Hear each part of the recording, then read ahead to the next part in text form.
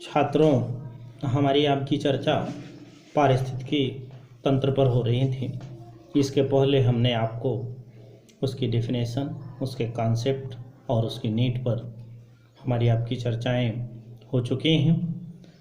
आज हम आप चर्चा करते हैं टाइप ऑफ इकोसिस्टम यानी पारिस्थितिकी तंत्र का वर्गीकरण। जीवमंडल प्रकृति द्वारा निर्मित एक बृहद पारिस्थितिकी तंत्र है, जिसमें नाना प्रकार के पारिस्थितिकी तंत्र विद्यमान हैं। पारिस्थितिकी तंत्र को यदि हम आप देखें तो इसको दो भागों में हम विभक्त कर सकते हैं, एक प्राकृतिक, दूसरा कृत्रिम। प्राकृतिक में दो चीज़ें आती हैं, एक जली होता है और एक स्थलीय होता है। जलीय में जैसे स्वच्छ जल हुआ, सागरीय जल और गंदे जल। जैसे सागर में सागर होता है और महासागर होता है। जब स्वच्छ जल को भी हम विभक्त करते हैं तो दो भागों में हो जाता है, जैसे नदी, झरना, सरिता। दूसरे में जैसे तालाब हुआ, झील हुई या दलदल, जो मिट्टी की जो जल क्षेत्र होता है वो होता है। स्थलीय में जब हम आ पाते हैं तो जैसे वन हुआ, घास के मैदान हुए, मरुस्थल हुआ, मैदान हुआ और पहाड़ हुआ। अब वन में भी तीन हम कैटेगराइज कर सकते हैं, शीतोष्ण, पतझड़ और उष्ण वन।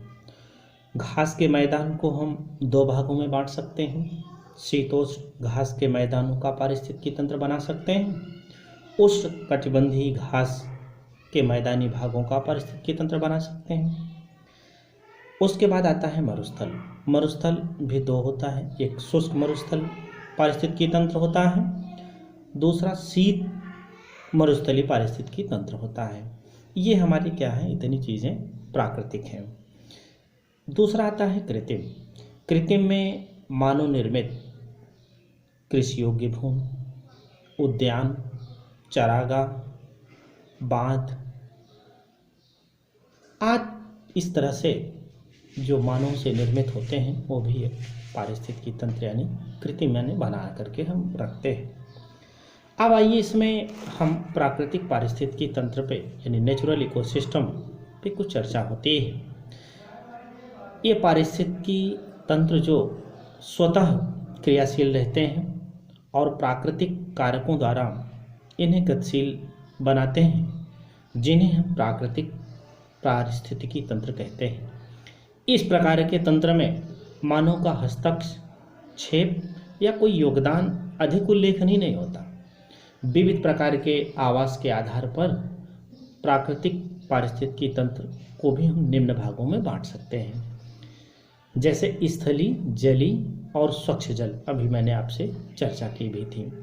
तो स्थलीय में अनेक प्रकार के आवास विद्यमान होते हैं, जैसा कि मैंने भी आपको बताया, वन है, घास के मैदान है, मरुस्थल हैं। ये इस प्रकार से इसको हम बांटते हैं। और मरुस्थल में भी जैसे शीत मरुस्थल, शुष्क उष्ण मरुस्थल। और जलीय में आते हैं तो जीव मंडल में अनेक जल भंडार पाए जाते हैं, और जिसमें उपर्युक्त आवास स्थल हम बना लेते हैं। स्थल से आवास पृथक पृथक दशाएं होने के कारण इनको जलीय पारिस्थितिकी तंत्र के रूप में स्वीकार किया जा सकता है। और इनको भी हम, जल को भी मैंने भी आपसे बताया कि दो भागों में बांट सकते हैं। तो एक तो होता है जैसे नदी हुआ, झरना हुआ, सरिता हुई यानी, और दूसरे कैटेगरी में हमारे जैसे तालाब हुए, झील हुए और दलदल जमीनें हुई। जैसे अभी हम कृत्रिम पर जब चर्चा आपसे कर रहे थे कि ये मानव द्वारा अपनी आवश्यकताओं की पूर्ति हेतु निर्मित एवं नियंत्रित पारिस्थितिकी तंत्र होते हैं। जैसे मैंने बताया आपको, खेत होते हैं, उद्यान होते हैं, सामाजिक वन के रूप में देखे जाते हैं। पारिस्थितिकी तंत्रों का वर्गीकरण भिन्न भिन्न उद्देश्यों एवं दृष्टिकोणों के आधार पर भी किया जा सकता है। इनमें संक्रमण क्षेत्र, ऊर्जा स्रोत, स्थिरता, प्रादेशिक आदि विविध प्रकार के पारिस्थितिकी तंत्रों के वर्गीकरण का प्रमुख रूप है। जैसे क्षेत्रीय आधार पर हम राजस्थान और भारत के पारिस्थितिकी तंत्र को हम देख सकते हैं। जैसे क्षेत्रीय आधार पर पारिस्थितिकी तंत्र के यदि प्रकार देखें तो जैसे मरु पारिस्थितिकी तंत्र,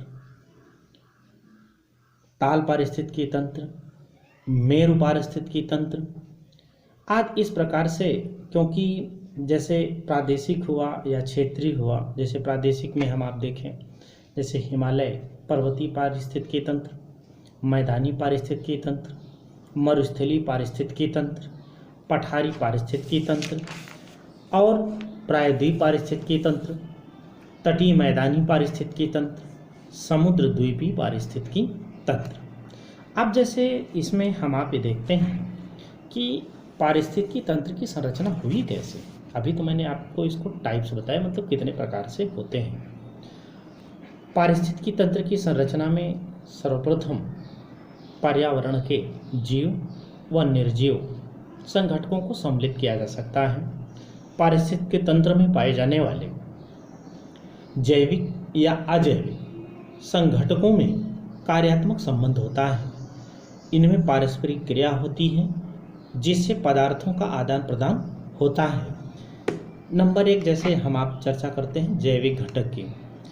जैविक संघटक में नाना प्रकार के हमारे जीव सम्मिलित होते हैं जिनमें परस्पर संबंधों का आधार भोजन होता है। भोजन प्राप्त करने के तरीकों के अनुसार जीवों को हम 2 मुख्य भागों में बांट सकते हैं। नंबर 1 स्वपोषी। स्वपोषी जीव हरे पौधों हैं जो भोजन का निर्माण स्वयं सरल तत्वों और ऊर्जा की सहायता से करते हैं। ये पौधे साधारण अकार्बनिक पदार्थों को प्राप्त कर सूर्य की प्रकाशीय ऊर्जा यानी सूर्य ऊर्जा में प्रकाश संश्लेषण की क्रिया के द्वारा ये भोजन का संश्लेषण करते हैं। स्वपोषी घटक उत्पादक भी कहते हैं। यही कारण है कि हरे पौधे भोजन निर्माण का उन्हें संचित करते हैं। यही संचित खाद्य पदार्थ अन्य जीवों के लिए भोजन के रूप में काम आता है। स्वपोषी पौधे भी 2 प्रकार के होते हैं। एक प्रकाश स्वपोषित होते हैं, दूसरा रसायन पोषित होते हैं। प्रकाश स्वपोषित का मतलब कि इस श्रेणी में वे पौधे सम्मिलित होते हैं जो प्रकाश संश्लेषण की क्रिया करके वो ऊर्जा प्राप्त करते हैं। रसायन पोषित में जैसे कुछ जीव ऑक्सीजन द्वारा या ऑक्सीजन विधि द्वारा अजैविक पदार्थों से ऊर्जा प्राप्त करते हैं, जैसे नीली हरी शैवाल या हमारे आसपास के बहुत कुछ सारी बैक्टीरिया। दूसरा आता है परपोषी संगठक। परपोषी संगठक का मतलब इस वर्ग में वे जीव सम्मिलित हैं जो अपने भोजन के लिए स्वपोषी जीवों पर निर्मित भोजन पर निर्भर रहते हैं। क्योंकि उत्पादकों द्वारा निर्मित भोजन पर निर्भर रहते हैं, इसके लिए परपोषी जीवों को उपभोक्ता भी कहते हैं। इन उपभोक्ताओं के द्वारा 3 प्रकार के कार्य संपन्न किए जाते हैं। नंबर 1 स्वपोषित जीवों द्वारा निर्मित भोजन का भक्षण। नंबर 2 जैविक तत्वों का पुनर्विन्यास। नंबर 3 इन तत्वों का वियोजन। परपोषी जो जीव हैं या उपभोक्ता जो जीव हैं, इनको भी हम 2 भागों में बांट सकते हैं। नंबर 1 बृहद उपभोक्ता। बृहद उपभोक्ता की श्रेणी में वे जीव आते हैं जो अपने भोजन के लिए जीवित पौधों या जंतुओं पर निर्भर रहते हैं। ये उपभोक्ता भोजन ग्रहण करके उसकी पाचन अपने शरीर के अंदर करते हैं। इसमें शाकाहारी प्राणी वनस्पति पर और मांसाहारी प्राणी शाकाहारी जंतुओं पर निर्भर होते हैं। इन उपभोक्ताओं को भी हम 3 श्रेणी में बांट सकते हैं, जैसे प्राथमिक, द्वितीयक और तृतीयक उपभोक्ता। प्राथमिक उपभोक्ता इस श्रेणी में वे जीव सम्मिलित हैं जो अपने भोजन के लिए प्रत्यक्ष रूप से हरे पौधों पर पूरी तरह से निर्भर होते हैं। प्राथमिक उपभोक्ता मुख्यतः शाकाहारी होते हैं। शाकाहारी जीव स्थल के अतिरिक्त समुद्री तथा तालाबों में भी पाए जाते हैं। जैसे प्रोटोजोअन्स समुद्र प्राथमिक उपभोक्ता जीवों का एक उदाहरण है।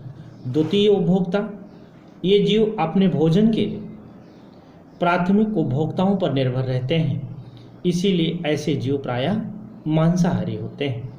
तृतीय उपभोक्ता, इस श्रेणी में वे जीव सम्मिलित हैं जो अपने भोजन के लिए द्वितीय श्रेणी के मांसाहारी तथा शाकाहारी पर निर्भर रहते हैं। ये उत्पादकों का भी भक्षण करते हैं, मानो इस श्रेणी के का जीव है। उसके बाद इसमें दूसरा आता है सूक्ष्म जीव या लघु उपभोक्ता। इस श्रेणी में जीवाणु, कवक तथा मृतोपजीवी सम्मिलित हैं जो कार्बनिक पदार्थों को उनको अवयवों में विघटित कर इस भोजन को अवशोषित कर लेते हैं। इस प्रकार के जीव उत्पादक व उपभोक्ता के मृत शरीरों पर क्रिया करते हैं। ये जो हमारी आपकी अभी चर्चा हुई, ये जैविक संगठक है। अब इसमें जो दूसरा है अजीवीय संगठक। अजीवी संगठक भौतिक वातावरण से बनते हैं। इनको भी हम आप 3 भागों में बांट सकते हैं। पहला कार्बनिक, फिर अकार्बनिक, फिर जलीय। कार्बनिक में प्रोटीन, कार्बोहाइड्रेट, वसा, क्लोरोफिल आदि अनेक प्रकार के कार्बनिक पदार्थ हैं जो जैविक तथा अजैविक संगठकों को जोड़ने का कार्य करते हैं। अकार्बनिक पदार्थ में जैसे कार्बन है, जल है, मृदा है, ऑक्सीजन है, नाइट्रोजन है, कार्बन डाइऑक्साइड है आदि अकार्बनिक पदार्थ हैं जो पारिस्थितिकी तंत्र में अनेक चक्रीय मार्गों से होकर के गुजरते हैं। तीसरा है जलवीय कारक, जैसे प्रकाश है, तापक्रम है, आर्द्रता है, वर्षा है, पवन इत्यादि। ये सब क्या है? ये जलीय कारक है। ये कारक जीवों की वृद्धि व जीव क्रियाओं के लिए आवश्यक होते हैं। इनमें ऊर्जा जीवों में प्रभावित होकर एक संगठन बनाए रखने में सहायक होती है। सन 1776 में साउथविच ने पारिस्थितिकी तंत्र के निम्न मुख्य घटक आंके हैं जो इस प्रकार है। अजैविक घटक उन्होंने बताया कि इसमें प्रकृति में लगभग 90 तत्व विद्यमान हैं, किंतु इनमें से 30 से 40 तत्व शैल जगत के अस्तित्व बनाए रखने में काम आते हैं। इनमें से कुछ अत्यंत जिनके बिना जीवन असंभव है, जैसे कार्बन हुआ, ऑक्सीजन हुआ, नाइट्रोजन हुआ, हाइड्रोजन हुआ, खनिज पदार्थ हुआ, जल हुआ, प्रकाश हुआ आदि। ये सब मनुष्य को जीवन जीने के लिए यह एक आवश्यकता में है। अजैविक घटकों को उन्होंने 3 भागों में बांटा था। जैसे जलवायु संबंधी घटक, जैसे मैंने आपको बताया कि जल है, आर्द्रता है, ताप है, प्रकाश है, ये वायुमंडल में विद्यमान होते हैं। अकार्बनिक घटक, जैसे मैंने अभी आपसे कहा कि carbon, oxygen, nitrogen, hydrogen, carbon dioxide, खनिज आदि पारिस्थितिकी तंत्र को सुचारू रूप से चलाने के लिए जलवायु संबंधी घटक एवं विभिन्न प्रकार के खनिज लवणों का संचार अत्यंत आवश्यक है, जिसमें पौधों और जीवों की मृत्यु के पश्चात उनका शरीर सड़ गलकर मृदा में मिल जाता है, जिनसे खनिज मृदा को पुनः उर्वरा शक्ति प्राप्त होती है और गैस वायुमंडल में प्रवेश करती है। बस इसी प्रकार प्रकृति का चक्र चलता रहता है।